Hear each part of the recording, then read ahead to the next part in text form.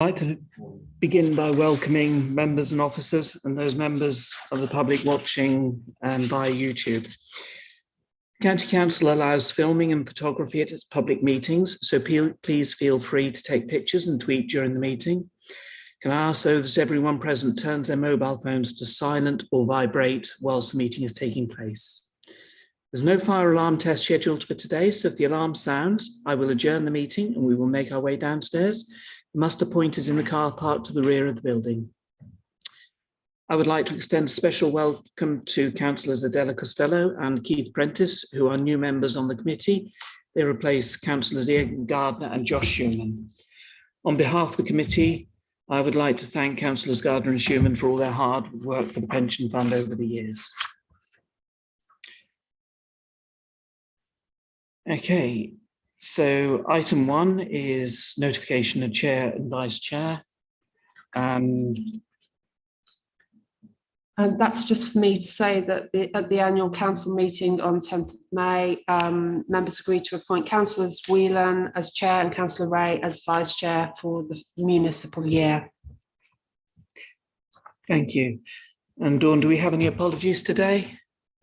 We have late apologies from Councillor Bowden, we have apologies from Councillor Murphy, we have Councillor Atkins substituting, and I haven't heard from Councillor Prentice, so he may be running late. Thank you. Okay, so move on. Does any member wish to declare any disclosable pecuniary interest or non-statutory disclosable interest?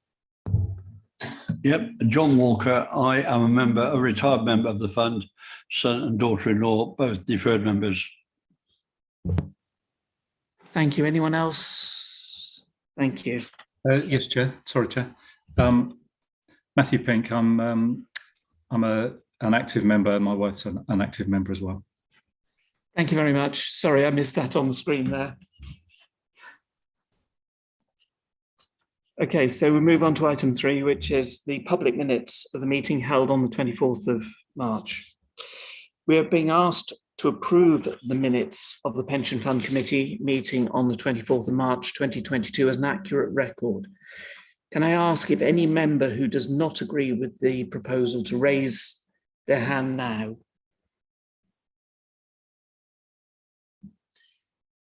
Okay, I see no objections to the proposal to approve the minutes as an accurate record, so we will take that it is carried unanimously. Thank you.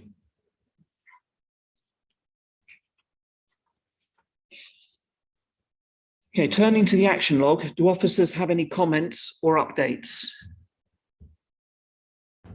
No further comments, thank you. Thank you. Members, any questions on the action log? No, thank you. We are asked to note the action log and I assume everyone is happy to do so.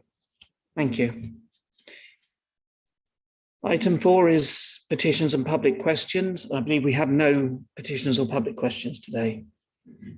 So move on to item 5. Item 5 is the administration performance report.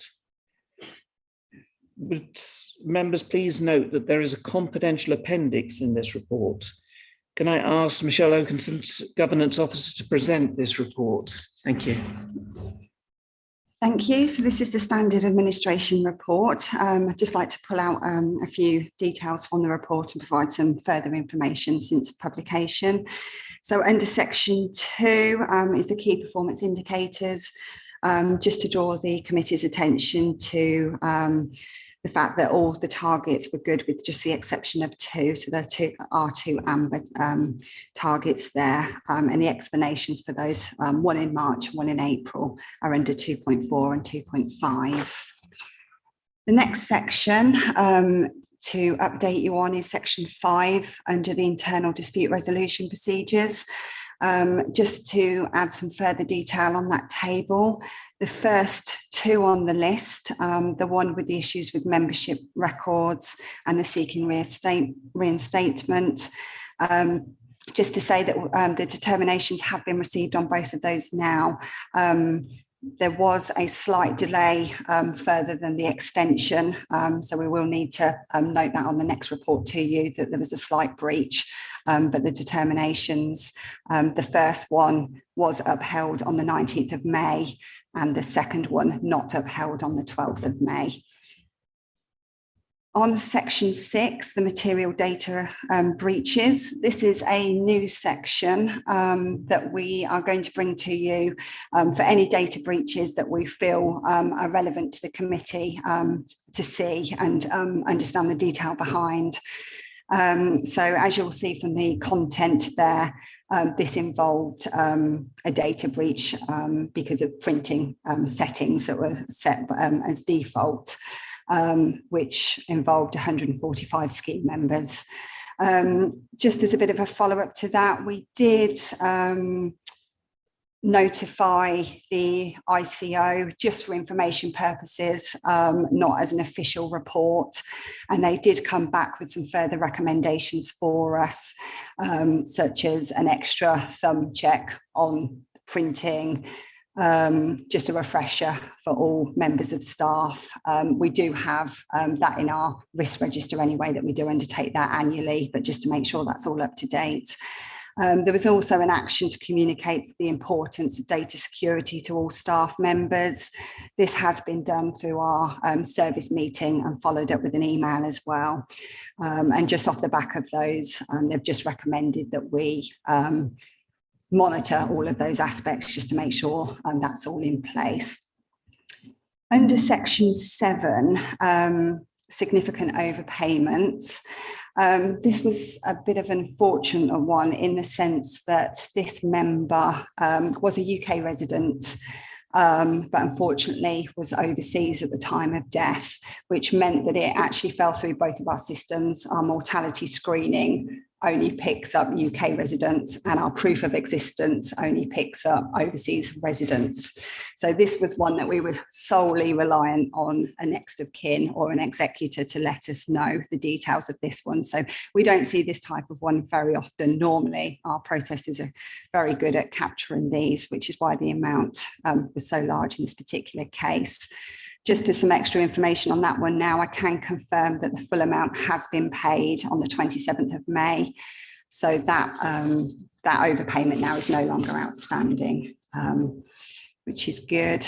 The only other thing to mention, and it is on the exempt appendix, so I won't mention the name, but the last employer on the list that we have reported as unpaid has now paid their contributions. So that particular employer is all up to date. But I'm happy to take any questions on any of those. Thank you.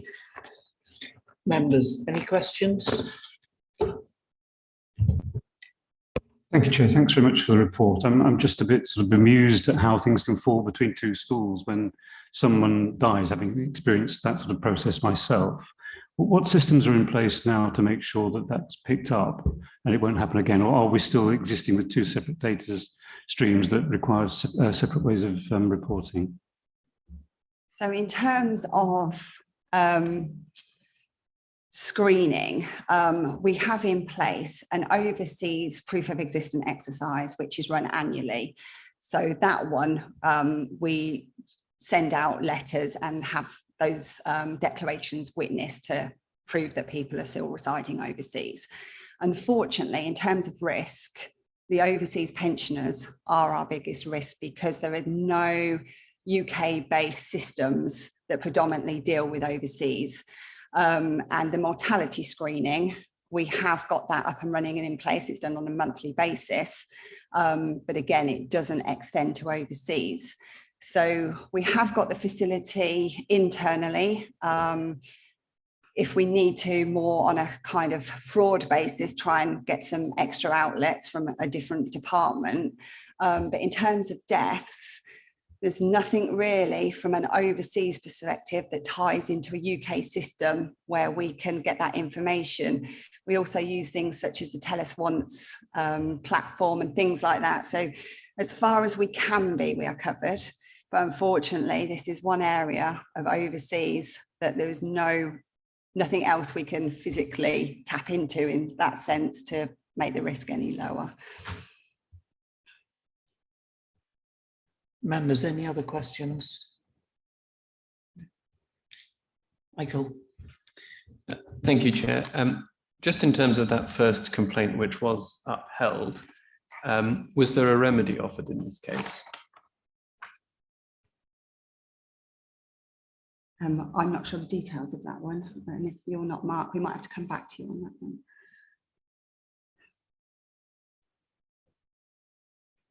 So I was just seeing if I could recognise the detail from the description. No, but sorry, so when something like that is upheld, it's where I recognise that actually there has been some maladministration and there is usually some degree of financial remedy to the member. It then obviously sometimes goes on to stage 2 if they don't like the amount that's being offered, because it's fair to say that the expectations of members are considered, in terms of financial amount, and compensation is far higher than what is ordinarily offered either through the dispute resolution process internally or with the pensions ombudsman.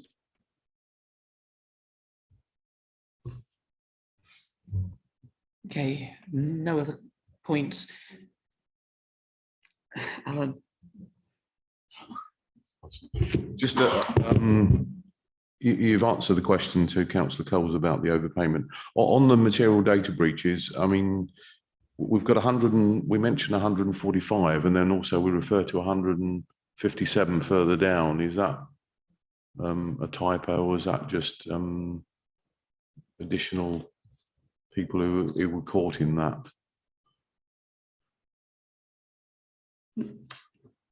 Yeah, apologies. I think that's probably Okay. a typo. Thanks. Thank you for that. Just following up on the overseas thing, obviously you mentioned the fact that overseas are more of a risk. What kind of proportion of our pensioners are overseas? It's okay, we can come back to that at another point. Yeah, no, I could guess. I've got a rough idea, but I won't say just in case it's not right. But I can. Yeah, it would just be interesting Yes. to understand the potential risks that could actually exist within that, or the size of the pool that could provide us with that risk. Okay, and I believe we're quite happy now that there are processes in place to deal with 6.1, so that we won't be actually double-sided printing letters in the future. Okay, and no other questions, anyone? We are asked to note the administration performance report, and I assume we're happy to do so. Thank you very much. In which case we'll move on to item 6, which is the governance and compliance report. Can I hand back to Michelle to present that? Thank you. So this is quite a light report this time in respect to the governance and compliance of the fund, mainly because we're awaiting quite a few updates on several areas, some of the big areas such as the good governance review. But for this particular report, there is an update on the dashboards under section 2. And really just in addition to what's been published there, there's been a small update in terms of some actions that are going on there. So the pension dashboard programme have now published a progress report, and it's also been released as a blog covering some of the key topics such as how to prepare the data quality and the timelines for both the Department of Work and Pensions and themselves. So what's come out of that at the moment is it looks like the Department of Work and Pensions are due to publish its response to the consultation this summer. And then the plan will be then that the pension dashboard programme will issue a consultation on the draft standards following that response.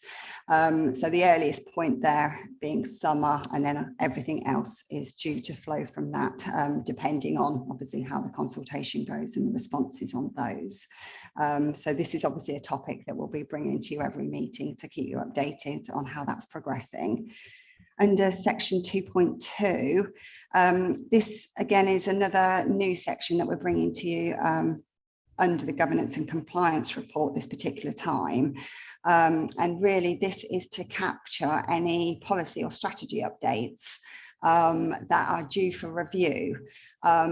But due to the minor changes that we're proposing on making to them, it didn't seem appropriate to bring the whole policy to you to make minor changes such as the removal of LGSS or similar.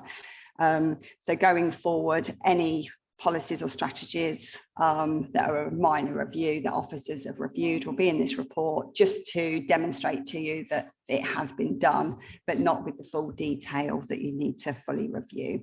And then under section 2.2.2 there, obviously any policies or strategies that we're due to talk about in a particular meeting is also mentioned there.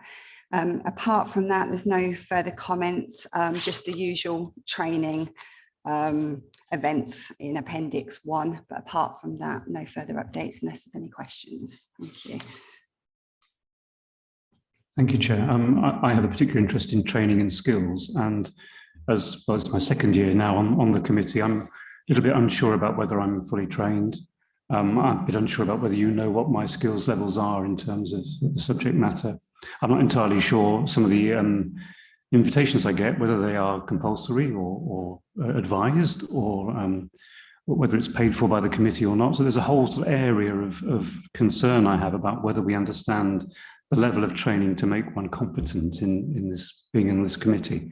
And I wonder if there was any way of having a little bit more clarity around what our training needs are and what we should be attending. Thank you.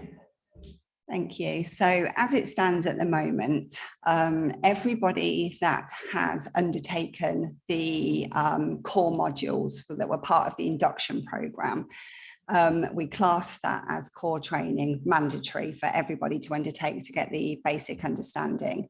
In addition to that, as time's gone on, we've also added the valuation training to part of that mandatory training and the cyber security as well. So for members that have undertaken all of that training, that's the level, minimum level we would expect at this stage, bearing in mind that any additional training, if it's on the list, it's pre-approved, and you can come to us and ask to go on one of those. If you receive other training from outside bodies and you're not sure, please always feel free to send those through to us and we can say, yes, we would recommend that, or no, this one would be better, and that type of thing. Ongoing training is the next thing that we're looking at to get more of a structure in place as to what we're expecting going forward under the core competencies. So as time goes on, we will come back to you hopefully with a training plan, which will highlight throughout the year what we're expecting to come and when. For this particular exercise, it was very important to us following the elections that we got something up and running to make sure that all members got up to speed as quickly as possible. But the longer plan is currently being looked at, so hopefully we can get something to you soon on the structure of that as well. Members, any other questions? Alan. Thank you. It's touching on the training again, and I sort of concur with what Councillor Coles is saying, that certainly I know I did a cut on catch up, or whatever you want to call it, using the TV metaphor. I did look at a couple of the original ones that I'd missed, but I quite often find that some of the, I think the cyber one clashed with another committee meeting that I was on. So it'd be useful from my point of view to make sure I'm keeping up to date, that we have that list. And if it's possible where members are not able to attend a course because of other commitments, that there is a facility that we can see quite easily how we can access those. That would be very helpful for me. Yeah, no, I completely agree. So what we've tried to do in this particular instance is all of the training that's been delivered in-house so far, and using advisors and so forth. We have had a live session that people can attend if they're free to do so. And obviously you get the benefits of that, as in you can ask questions as you're going along and get that up-to-date feedback. But we do fully appreciate that not everybody is available to attend these events. So for everyone we've done so far, we've then issued the links to be able to watch the recordings at a later date. And we are keen to keep that or something similar going, where members are not constrained to a particular time to undertake training. They have the option of either doing it at the time, or whether it's something more online based where members can fit it in around their other duties and responsibilities as well. Yeah, sorry, we do have the sessions set up with Karen from Aon, who's on the screen there, to discuss what we're going to do going forward. So any new members coming to this committee right now, we obviously need to put something in place immediately. So we're going to give access to the existing training for them, but we are very, very clear that what we need is effectively a perpetual rolling program that gives updated content that's always available, and then that will be supplemented by going to conferences, one-day events, and specific pieces. So we are on top of it. Thank you for that. I think it is quite important. So that was actually a point I was going to ask. It was about training for our new members who are coming in, but also it's a very important point around the ongoing training. So if we can get a program in place, that would be absolutely fantastic. Okay, members, any other points? In which case we are being asked to note the governance and compliance report. Are we happy to do so? Thank you. Okay, so we move on to item 7, which is the Employer Admissions and Cessation Report. Can I ask Corey, Employer Services Manager, to present this, please? Thank you, Chair. A very simple report this time. There's just a few bodies that are being entered into the scheme. So 3 admitted bodies are coming into the scheme. They are transferee admitted bodies, so the committee must let them into the scheme if they abide by the regulations and they have signed up to an admission agreement to do so. There is also 1 designating body being entered into the scheme as well, and there are a few bodies ceasing in this. Sorry, no, there is 1 body ceasing the scheme. There are no designated bodies on this report. I don't have anything else to add to the report, but I'm happy to take questions. Members, any questions on this? Okay, thank you. In which case we are asked to note the admission of the following admitted bodies to the Cambridgeshire Pension Fund and approves the sealing of the admission agreements: Everyone Health Limited, GPC Skills Limited, Goshen Multi-Service Limited. And secondly, we're asked to note the cessation of the following body from the Cambridgeshire Pension Fund: Caterlink Limited. Are we happy to do so? Thank you. Right, which nicely takes us on to item 8, is the Administrating Authority Discretions Policy. Can I ask Mark, Head of Pensions, to present this report, please? Thank you, Chair. Yes, so this is something you've not seen that often. So there are a whole host of discretions within the pension regulations where the admin authority has discretion to make different decisions. And what we've had in place for many years is effectively a policy on those. There was a particular need to bring it back to you, other than the need for regular review. And that was following the introduction of exit credits, whereby if there's a surplus when an employer leaves the scheme, we can now pay out a sum of money. Now, initially, we mirrored what we did for a number of other areas and had effectively a joint delegation to myself and the Section 151 officer. And following a bit quite some detailed legal advice around exit credits, it was deemed that it's probably appropriate to only have 1 person making that decision. And following on from that, the other factor was that I am the stage 1 adjudicator for disputes.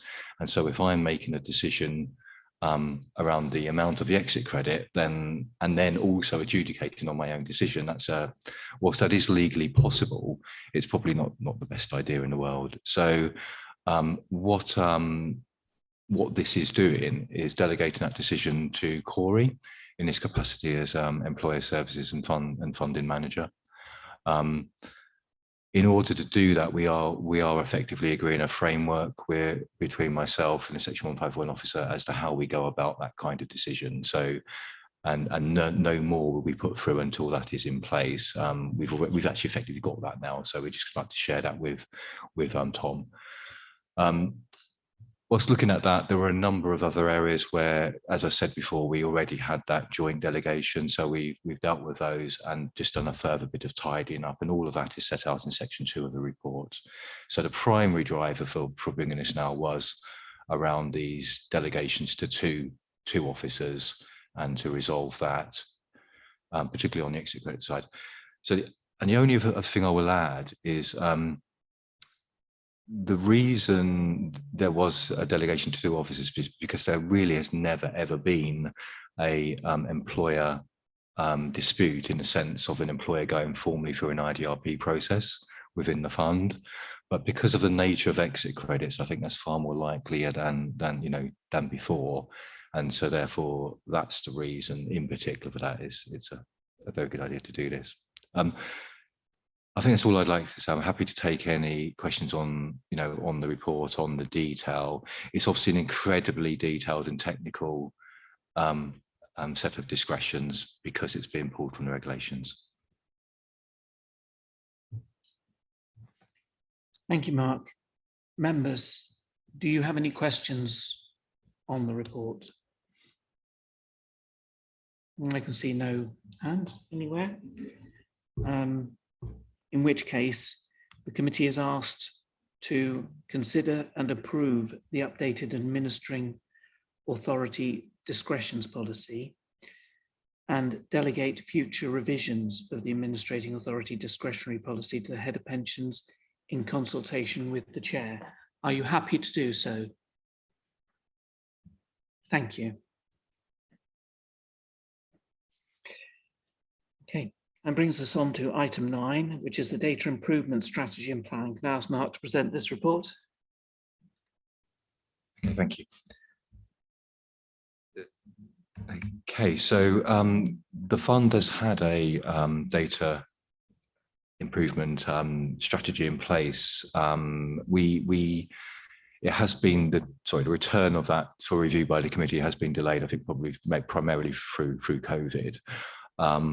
But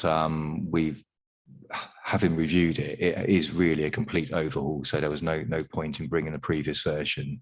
So what you see, we've looked at what other strategies are out there and kind of built on what I think is probably, from my perspective, I feel is probably best practice. And then what you have is obviously that's supplemented by a plan. So broadly, the strategy sets out the sort of policies in that area, including the regular work we do each year to keep data up to date. And then the plan are the sort of specific additional areas that we will be looking at. And so what you will see going forward really is, every year we will bring a new plan. The local pension board and yourselves will have oversight of that. A lot of that, it's fair to say, will be built around the work we need to do for the data scores we send to the pensions regulator. So that's the common and scheme specific data scores. There's a whole host of areas we need to look at. That's kind of the backbone of the work we do, plus anything else that we're doing, perhaps relating to particular projects or cyclical work, such as former cloud and such as for the triennial valuation. I think other than that, I'm happy to open up to any questions you have on either the strategy or the plan. Members, questions, comments? Michael. Sorry, I may just be missing this, but under your measures of success, you're targeting 100% score. Have you provided the current scores for us to see? The current, it's autumn calculation, so it's later this year. So anything we have we would have previously reported the score for the previous year, but the work that's been undertaken in this year's plan effectively is in time for us to run the 2022 data score later this year, and then we will build a new plan based on, for going forward after that, based on that score. So what was the most recent score then? If it's not in the report, I don't have it off the top of my head, I'm afraid. Okay, I can send that around, but as I say, it has previously been reported to the committee last year.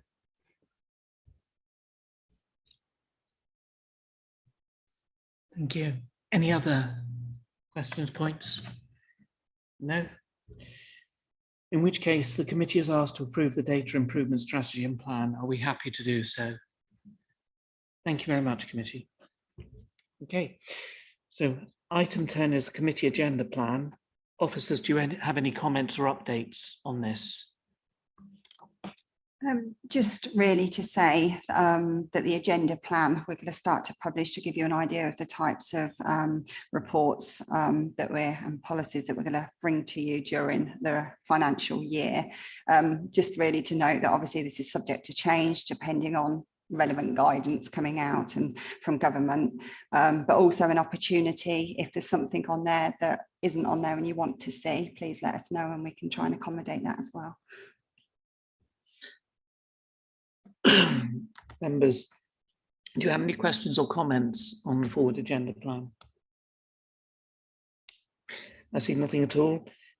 So we are asked to note the plan. Are we happy to do so? Thank you very much.